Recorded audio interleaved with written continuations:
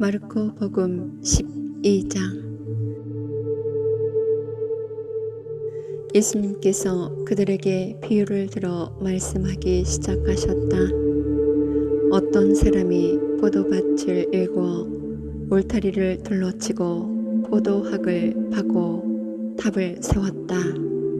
그리고 소작인들에게 내주고 멀리 떠났다.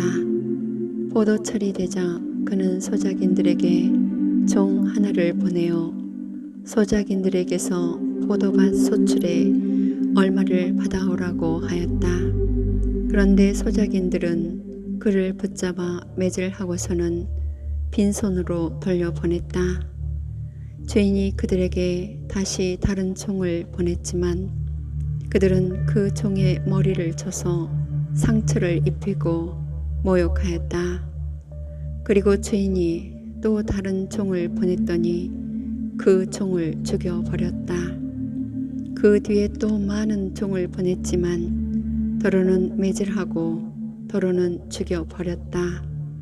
이제 주인에게는 오직 하나 사랑하는 아들만 남았다. 그는 마지막으로 내 아들이야 존중해 주겠지 하며 그들에게 아들을 보냈다.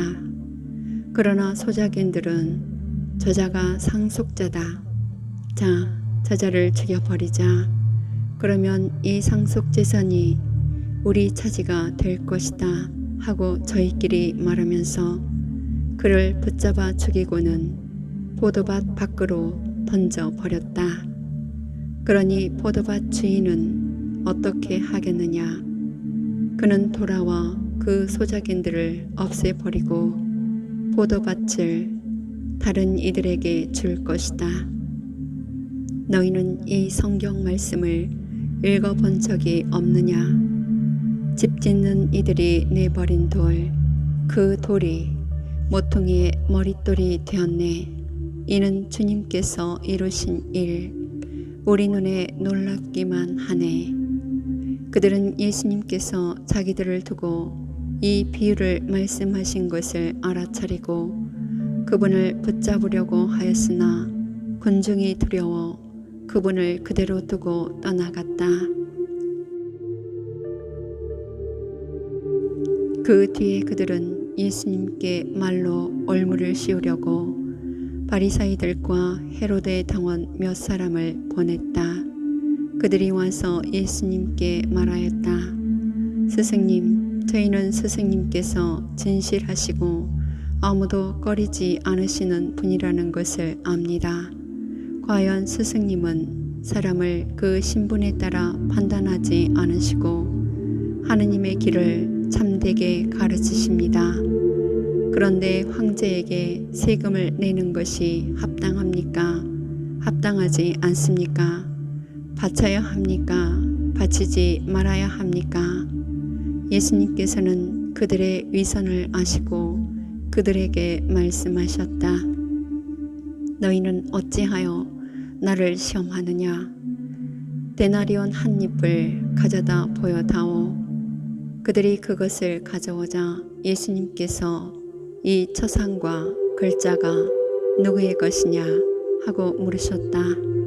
그들이 황제의 것입니다 하고 대답하였다. 이에 예수님께서 그들에게 이르셨다. 황제의 것은 황제에게 돌리고 하느님의 것은 하느님께 돌려드려라. 그들은 예수님께 매우 감탄하였다. 부활이 없다고 주장하는 사두가이들이 예수님께 와서 물었다. 스승님, 모세는 어떤 사람의 형제가 자식 없이 아내만 두고 죽으면 그 사람이 죽은 이의 아내를 맞아들여 형제의 후사를 일으켜 주어야 한다고 저희를 위하여 기록해 놓았습니다. 그런데 7 형제가 있었습니다. 마지가 아내를 맞아들였는데 후사를 남기지 못하고 죽었습니다. 그래서 둘째가 그 여자를 맞아들였지만 후사를 두지 못한 채 죽었고 셋째도 그러하였습니다.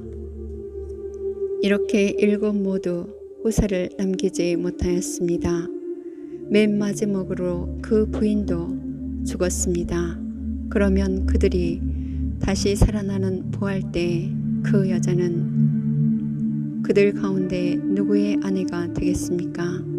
7이 다 그 여자를 아내로 맞아들였으니 말입니다. 예수님께서 그들에게 이르셨다.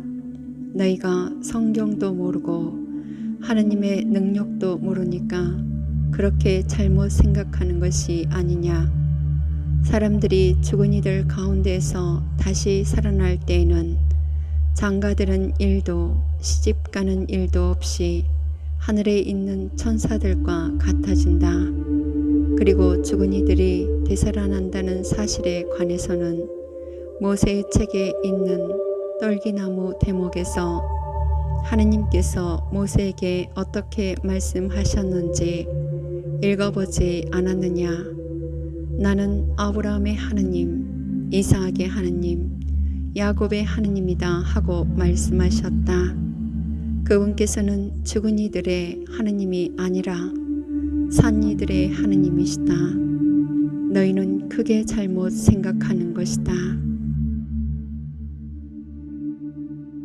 율법학자 한 사람이 이렇게 그들이 토론하는 것을 듣고 있다가 예수님께서 대답을 잘 하시는 것을 보고 그분께 다가와 모든 계명 가운데에서 첫째가는 계명은 무엇입니까?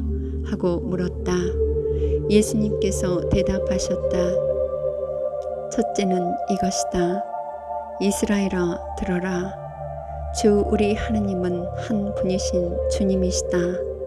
그러므로 너희는 마음을 다하고 목숨을 다하고 정신을 다하고 힘을 다하여 주 너희 하느님을 사랑해야 한다. 둘째는 이것이다. 내 이웃을 너 자신처럼 사랑해야 한다. 이보다 더 큰 계명은 없다. 그러자 율법학자가 예수님께 말하였다. 훌륭하십니다, 스승님. 그분은 한 분뿐이시고 그 밖에 다른 이가 없다 하시니 과연 옳은 말씀이십니다.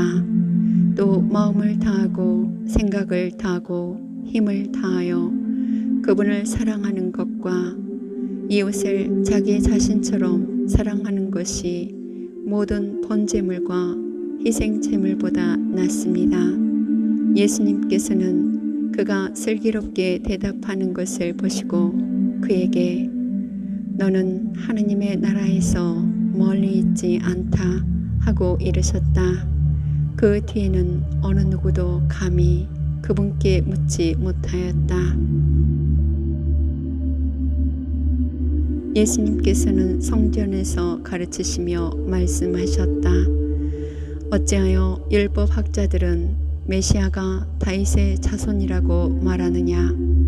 다윗 자신이 성령의 도움으로 말하였다. 주님께서 내 주님께 말씀하셨다. 내 오른쪽에 앉아라. 내가 너희 원수들을 내 발 아래 잡아 놓을 때까지.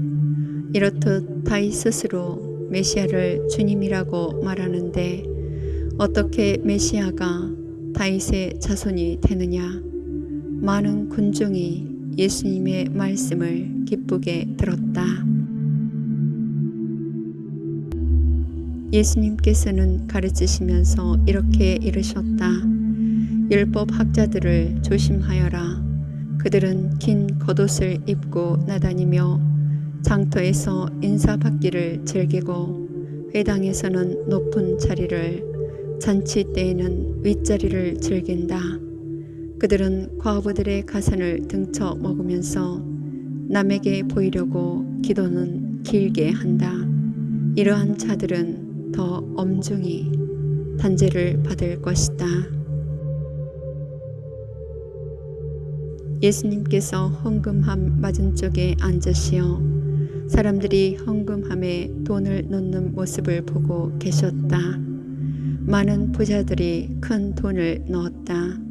그런데 가난한 과부 한 사람이 와서 렙돈 2입을 넣었다. 그것은 과트란스 한 입인 셈이다. 예수님께서 제자들을 가까이 불러 이르셨다. 내가 진실로 너희에게 말한다.